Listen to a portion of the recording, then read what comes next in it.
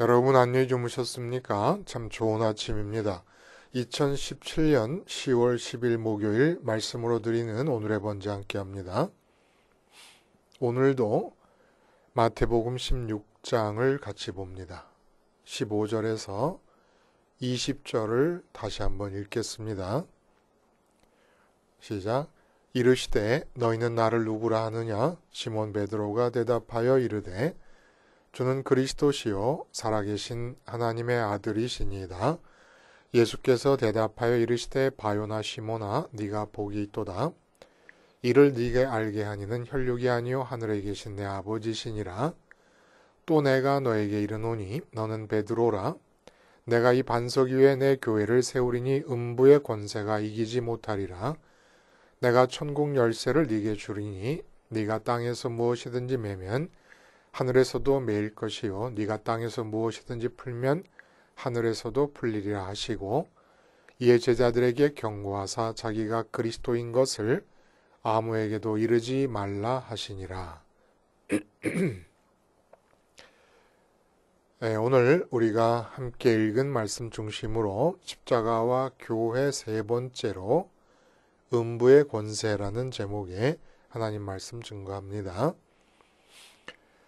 지금 우리가 십자가와 교회라고 하는 이 주제 하에서 지금 말씀을 계속해서 며칠째 나누고 있습니다. 이 전체의 과정의 가장 핵심적인 목표는 무엇이냐?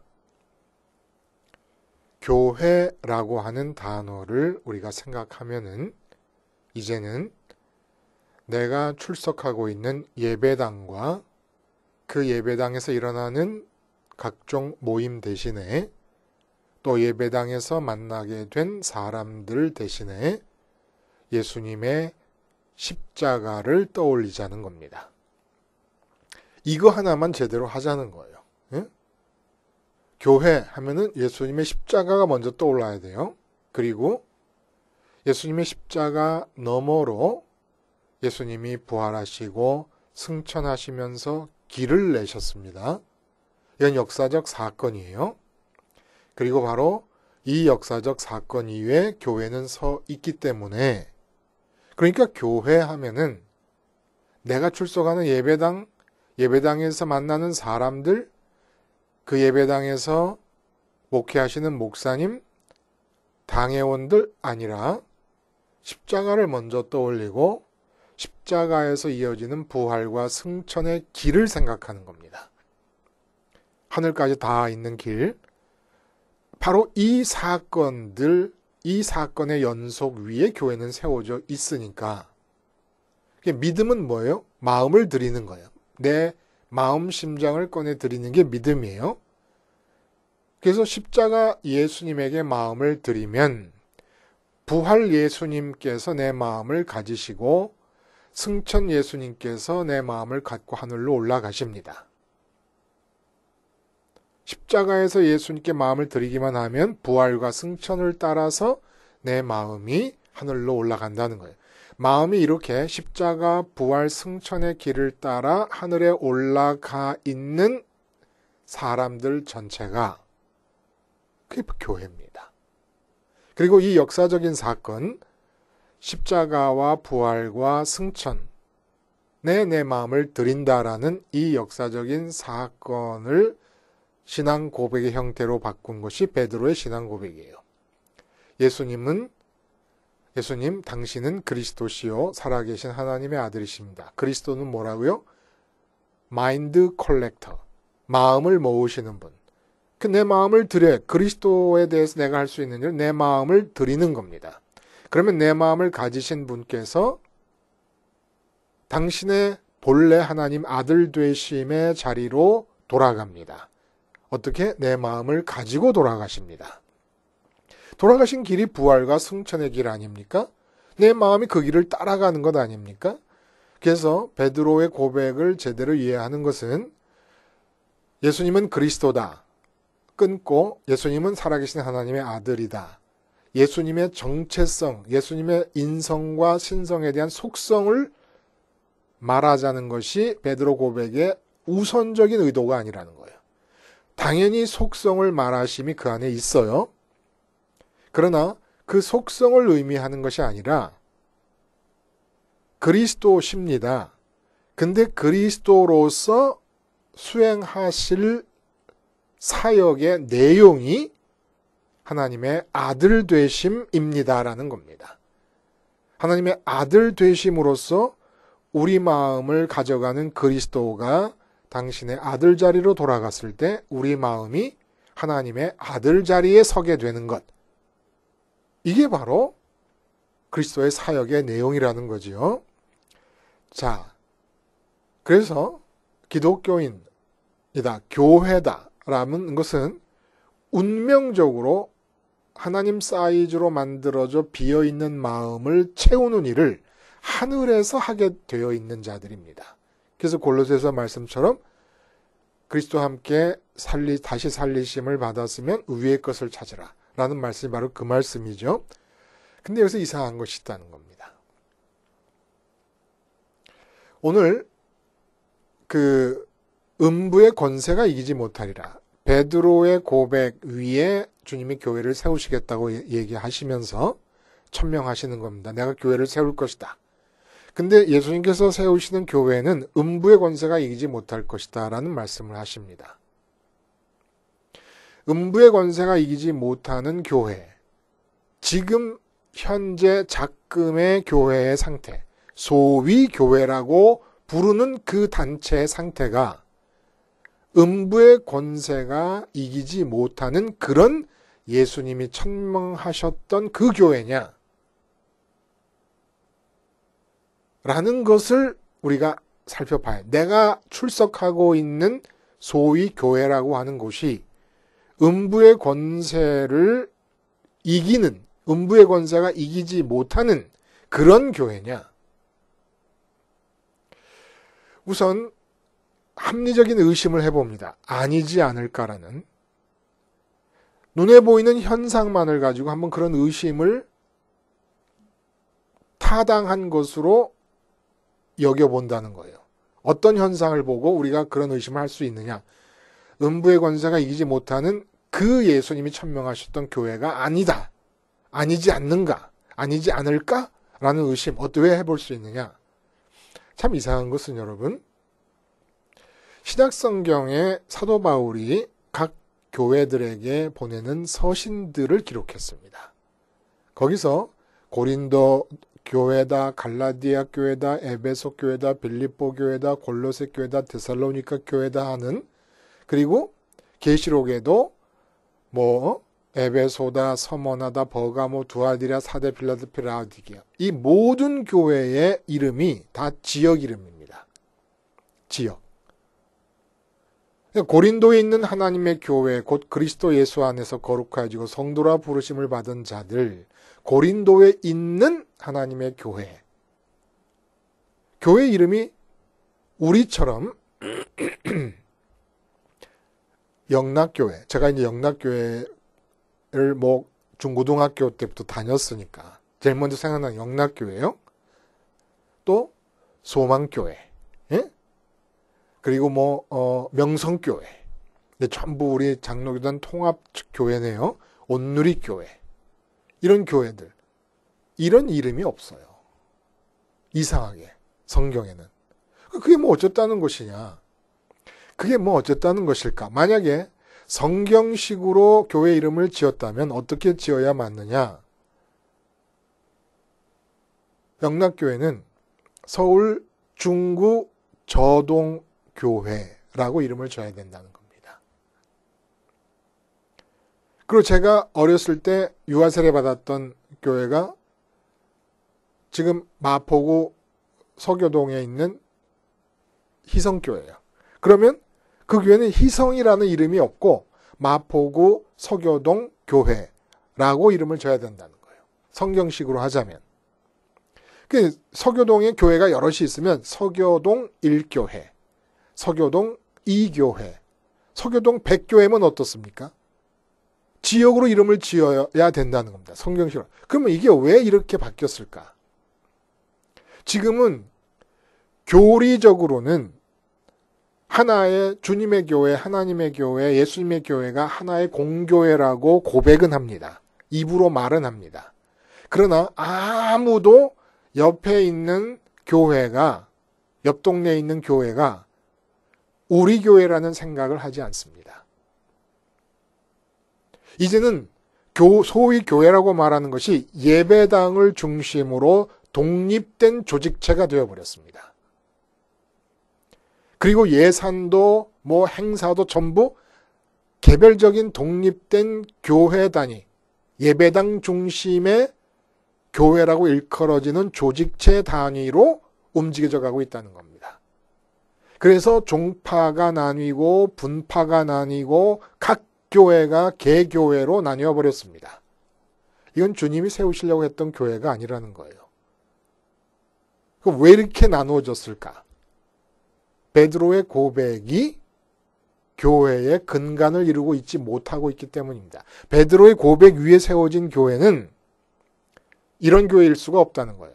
모두가 십자가 너머에 마음을 둔 사람들의 모임이라면 십자가 너머에 마음을 둔 것, 이것 하나만이 교회를 이루는 기초가 되는 겁니다. 공통적인 기초가 되는 거예요. 그래서 연희동에 살면서 마음을 십자가 너머로 들면 그 사람들은 연희동 교회예요. 그래서 그 재미있는 말씀을 하신 에베소 1장 1절에도 이제 하나님의 뜻으로 말미암아 그리스도 예수의 사도된 바로 에베소에 있는 성도들 이렇게 얘기합니다. 한 교회인데 십자가 너머에 마음을 두고 있는 사람 전체 중에서 에베소에 있는 자들, 연희동에 있는 자들, 중구 저동에 있는 자들 이렇게 불렀다는 겁니다. 근데 이 하나라고 하는 개념이 완전히 박살이 나버리고 만 거예요. 이제는 다 독립된 개체로서 움직여가는 겁니다. 이게 결정적으로 문제라는 거예요. 그리고 고린도전서 16장 19절 보면 재미있는 표현이 나와요.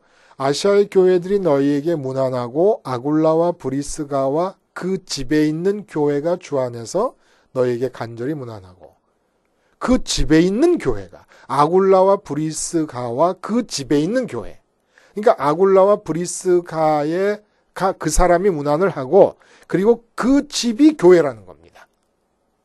그러니까 주변에 있는 사람들 중에서 아굴라와 브리스가의 집에 모여서 두세 사람이 모인 곳에 내 이름으로 모인 곳에 함께 하겠다는 말씀처럼 두세 사람이 넘을 수도 있죠. 꼭 두셋이라는 숫자에 매일 필요는 없겠습니다만 대여섯이든 많으면 10명까지라도 그 집에 있는 교회야. 그 집에 있는 교회. 예배당 교회가 아니었다는 겁니다. 현상적으로 얼른 눈에 보기에도 주님이 세우시려고 했던 그 교회는 아니라는 거예요. 지금의 이 현상 상태 자체가. 그래서 과연 음부의 권세를 이기는 교회인가? 라는 것을 물지 않을 수가 없다는 얘기입니다. 여기서 음부의 권세는 권세라는 말을 썼습니다만 헬라어 단어 본 뜻을 보면 대문이라는 의미입니다. 대문. 음부는 하데스고, 그래서 음부의 권세는 음부의 대문. 음부라는 것은 죽은 자의 세계 아닙니까? 사후 세계를 말해요. 지하 세계. 지옥과 동의어는 아닙니다. 그러니까 음부의 대문이라는 거예요. 근데 이 음부의 대문은 사후 세계가 음부라 그러면 사후 세계로 들어가는 문인데 결국 세상 바깥으로 나가는 문이 되겠습니다. 어느 때 세상 바깥으로 나가요? 육체를 벗을 때. 우리 마음이 나예요. 마음의 나라는 의식이 있을 때 그것이 나의 인격입니다. 그 나가 육체를 벗을 때 들어가는 문이 바로 음부의 문입니다. 그리고 그것은 이 세상 바깥으로 나가는 문이에요. 근데 우리가 이제까지 말씀을 반복합니다마는 십자가도 세상 바깥으로 나가는 문이었습니다. 음부의 문도 세상 바깥으로 나가는 문이고 십자가도 세상 바깥으로 나가는 문입니다. 그러니까 본래 음부의 대문만 있었다가, 음부의 권세라는 말이 대문이란 말입니다. 음부의 대문만 있었다가 예수님께서 오셔서 십자가에서 죽으시고 부활하시고 하늘로 올라가심으로써 새롭게 세상 바깥으로 나가는 또 하나의 문이 생겼다는 얘기입니다. 음부의 대문이 교회를 이기지 못한다는 말이 무슨 말이냐를 우리가 지금 따져보는 거예요. 이렇게 똑같이 세상 바깥으로 나가는 문인데 차이점은 십자가는 몸이 죽기 전에 마음이 세상 바깥으로 나가는 문입니다. 근데 음부의 대문은 몸이 죽은 뒤에 몸에서 풀려난 마음이 세상 바깥으로 나가는 문입니다. 그래서 또한 그에 따르는 차이점은 십자가 문을 살아있는 동안에 마음이 통과하면 그 마음은 이 몸이 이 세상에 살아있는 동안에 부활과 승천의 길을 따라서 마음이 하늘로 올라갑니다. 그래서 에베소서에는 죽었던 너희를 부활시키셔서 일으키사 하늘에 안치운 바 되었다라는 얘기를 하는 거예요. 허물로 죽은 우리를 그리스도와 함께 살리셨고 또 함께 일으키사 그리스도 예수 안에서 함께 하늘에 앉히시니 이거 그대로입니다. 이 말이. 허물로 죽은 우리가 왜 아직 살아있는데 우리가 죽었다 그러는 거예요? 십자가에서 죽은 걸 말해요. 그리스도와 함께 살리셨습니다. 그리고 함께 일으키사 그리스도 예수 안에서 함께 하늘에 앉히셨다. 이 십자가 문이라는 거예요. 그리고 또 이 음부의 문은 그 길이 십자가의 문을 들어섰을 때 부활 승천의 길을 따라 하늘에 도달하는 것과는 반대로 지옥으로 도달하게 되는 겁니다. 여기서 음부의 대문이 갖는 권세가 있어요. 권세. 어떤 권세가 있느냐? 어떤 사람들이 음부의 문으로 들어가게 됩니까? 이 세상에서 마음을 채우려고 살았던 사람들이 죽게 되면 음부의 대문으로 들어가는 겁니다. 근데 마음을 채우는데 어떻게 채워요? 육체가 살아있음으로 만날 수 있는 것. 예를 들어 이 아브라함 같은 경우는 이삭, 100살에 얻은 이삭. 우리의 아이들, 자녀들로 마음을 채우려고 한다. 몸이 있기 때문에 가능한 거 아닙니까? 또 돈을 벌어서 내 마음을 채우려고 한다. 몸이 있기 때문에 돈을 벌어 채운다는 게 가능해지는 거 아닙니까? 돈 벌어서 차도 사고 명품백도 사고 명품 아파트도 사고 하려면은 몸이 있어야 의미가 있는 거지요. 또 출세하고 결혼해서 마음을 채우려고 한다. 그 몸이 있어야 가능합니다. 그래서 음부의 문은 이 몸이 죽는 마음이 들어가는 것이기 때문에 어마어마한 두려움으로 우리의 삶을 지배합니다.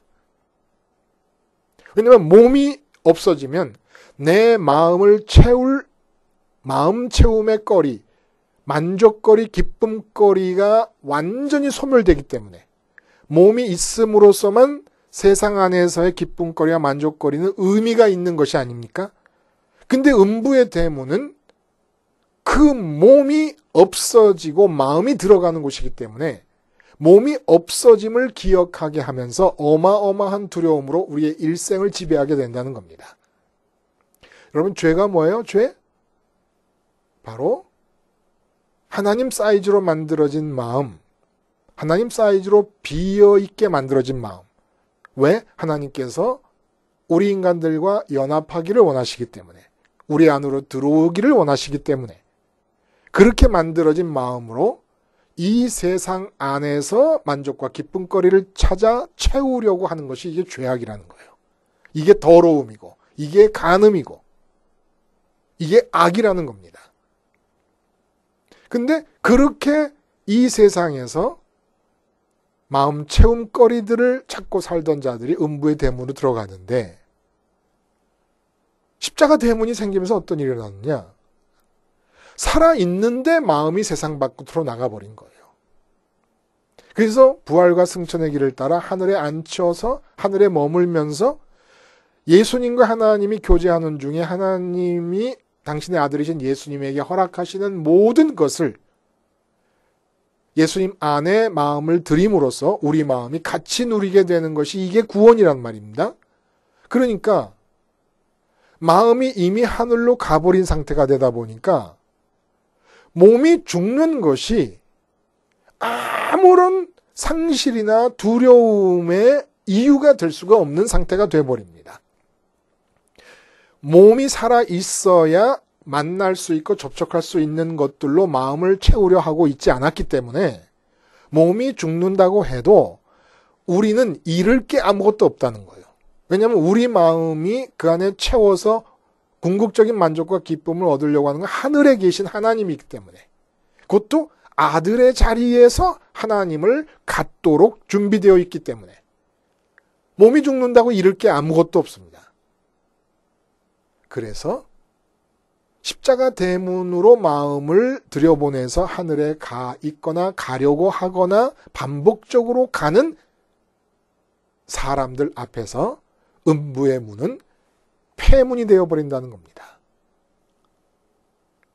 그들 앞에서 폐문이 되는 거예요. 그러나 여전히 이 세상 안에서 기쁨거리와 만족거리를 찾는 사람들에게는 음부의 대문이 강력한 힘으로 작용을 하고 있다는 거예요. 예를 들어서 교회가 5년 계획으로 500억짜리 예배당을 짓기로 마음을 먹고 목사님과 당회와 온 교인들이 하나님 예배당을 짓게 해주세요. 예배당을 짓게 해주세요 하고 있다.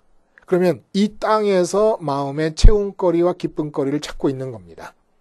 그러면 그들은 음부의 대문으로 들어가는 도상 위에 서 있는다는 거예요. 서 있게 됐다는 겁니다. 그래서 그렇게 하다 보니까 우리 예배당이 되는 거예요.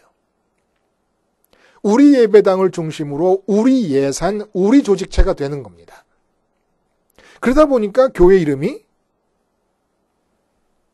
고덕동 강동구 명일동 교회가 아니라 명성교회가 돼버린 겁니다. 압구정동 교회가 아니라 소망교회가 돼버린 거예요. 동부 이천동 교회가 아니라 온누리 교회가 돼버린 겁니다. 그렇게 어마어마한 큰 규모의 교회들을 짓고 아니면 작은 규모라도 교회 짓는데 전심을 다하고 있는 상태. 그래서 교회가 완성됐을 때 얼마나 기뻐합니까? 만족해야 합니까? 이 땅, 이 세상 안에서 목사님이야 당회원들과 교인들이 마음 채움거리를 이 땅에서 발견하고 추진하고 이루려고 하고 있다는 것은 음부의 대문을 향해 가는 길에 서 있다는 얘기입니다. 그래서 교회 이름들이 그렇게 별의 별 희한한 교회들이 다 생겨나는 거예요. 그냥 지역을 따라 원래 하나의 교회이기 때문에 중구 초동에 있는 십자가 너머의 마음을 두어서 하늘에서 기쁨을 얻으려고 만족을 얻으려고 하는 사람들을 중구 초동 교회라고 말하면 되는 거예요. 고린도에 있는 성도들이라고 해야 되는데 영락교회에 있는 성도, 명성교회에 있는 성도, 소망교회에 있는 성도, 온누리교회 성도라고 말을 하면서 실제로는 우리 조직체, 우리 교회, 우리 예산, 우리 예배당이 돼버리고 말았습니다. 이거는 주님이 베드로의 고백 위에 세우시려고 했던 그 교회는 아니라는 거예요. 그리고 본문에서 또 열쇠를 주신다라니 베드로에게 천국 열쇠를 주신다. 천국 열쇠. 이것은 베드로에게만 주시는 게 아닙니다. 베드로의 신앙 고백을 하는 모든 베드로는 지금 이 대화 속에서 그러한 신앙 고백을 하는 모든 사람들을 대표하고 있는 사람입니다. 마치 아담이 인류를 대표했듯이 베드로가 그 자기 입에서 뱉은 신앙 고백을 하는 모든 자들을 대표해서 주님과 대화를 하고 있는 거예요. 그래서 교회라고 하는 한 단체의 열쇠를 주시는 것이면서 동시에 그 교회 일원인 모든 사람들, 마음을 주님의 십자가 대문으로 들어가서 부활과 승천길을 따라 하나님의 아들 되시는 예수님이 지금 우편에 앉아 계신 그곳에 마음을 두려고 하는, 그리고 두고 있는 모든 사람들에게 천국문을 주신다는 거예요. 여러분, 아까 말씀드린 대로 이 죄악이라는 것 명확하게 이제 알아야 돼요. 자식이 잘못해갖고 내가 마음이 기분이 나쁘다. 그러면 자식에게 마음을 둔 것이고 자식을 믿는 겁니다. 자식의 형통이 내 마음에 기쁨과 만족을 줄 수 있다고 믿는 거예요. 그 믿음이 있기 때문에 자식을 붙잡고 있는 겁니다. 이게 죄악이라는 거예요. 자, 이렇게 내가 원죄의 체질 때문에 몸을 입고 사는 동안에 자꾸 몸으로 만나는 것들로 마음의 채움거리를 삼으려고 하는 이 상황에서, 이 순간에서 매번 십자가를 기억해서 자식으로 기뻐하려 하는 내가 십자가에서 죽었습니다라는 고백을 합니다. 돈으로 기뻐하려는 내가 십자가에서 죽었습니다. 등등 이 세상 것으로 기뻐하려는 내가 십자가에서 죽었습니다. 라는 고백을 하게 될 때 그 고백과 동시에 부활과 승천의 길을 가면서 천국으로 이어지는 거예요.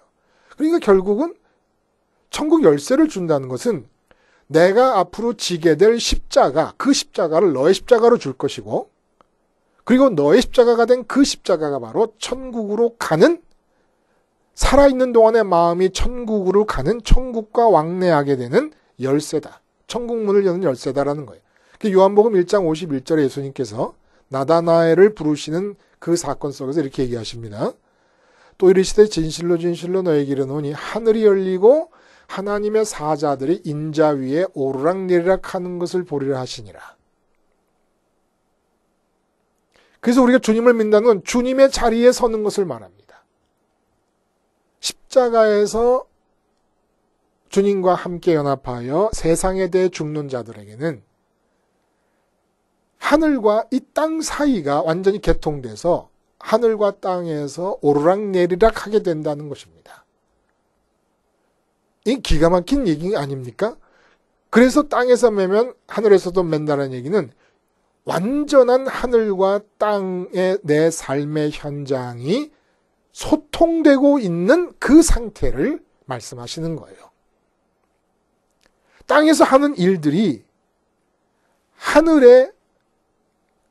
하늘에서 거부되지 않고 땅에서 중지하는 일들이 하늘에서 하라는 명령으로 바뀌지 않는다는 얘기입니다. 왜? 이미 매고 풀기 전에 하늘과 통해 있는 상태니까. 어마어마한 얘기 아닙니까? 하늘과 통해 있으면서 하늘에서 온전한 기쁨을 누리고 집에 있는 교회라고 말을 한 것처럼 모임 자체의 의미를 이렇게 내가 천국 열쇠를 쥐고 천국과 왕래했던 기쁨과 만족을 서로 나누는 교제로서의 모임이 교회의 모임으로 진전되고 유지되고 발전되었다면 요즘같이 몇십억 들이고 몇백억 들이는 예배당, 그리고 상가 예배당에서 그런 지상의 예배당으로의 발전이 교회의 꿈이고 이런 식이 있을 수가 없다는 거예요. 그리고 심지어는 목사님이 설교를 잘하신다 못하신다 이런 말도 존재할 필요가 없는 겁니다. 목사님은 누구냐? 그냥 십자가를 전하면 되는 거예요. 십자가가 역사적인 사건인데 듣는 사람들에게 지금 오늘 나의 사건이 되도록만 해주면 되는 겁니다. 그 이야기가 그 다음 부분에 나오는 거예요. 베드로의 만류. 여러분 재밌는 것은 지금 13절부터 마태복음 16장 13절부터 뒷장 17절 8절까지 17장 8절까지 세 가지 사건이 나오잖아요. 베드로의 고백 사건이 나오고 내일 우리가 말씀을 나누겠습니다만 베드로가 십자가와 부활을 예고하시는 예수님에게 만류하는 장면이 나옵니다. 베드로의 만류가 나와요. 그리고 변화산에서도 역시 베드로가 황홀경에 천막을 치고 여기서 삽시다라는 얘기를 하는 베드로가 산 아래 이를 완전히 잃어버리는 그런 베드로의 망각이 나옵니다. 베드로로 이어지는 거예요. 이 베드로가 누구라고요? 베드로 입에서 나온 신앙 고백을 자기의 고백으로 삼는 자들의 대표로서 지금 베드로로 이어지고 있다는 겁니다. 그래서 내일은 십자가 예고에 대해 베드로가 만류한 사건을 통해서 이 교회의 목회는 어떻게 해야 되는 것이냐 라는 이야기를 함께 나누겠습니다. 교회와 목회 이야기를 나누겠다는 거예요. 기도하시겠습니다. 하나님 아버지, 음부의 대문이 이기지 못하는 주님께서 세우시겠노라 천명하셨던 그 교회를 회복할 수 있도록 긍휼과 힘을 저희들에게 베풀어 주시옵소서. 예수님의 이름으로 기도하옵나이다. 아멘.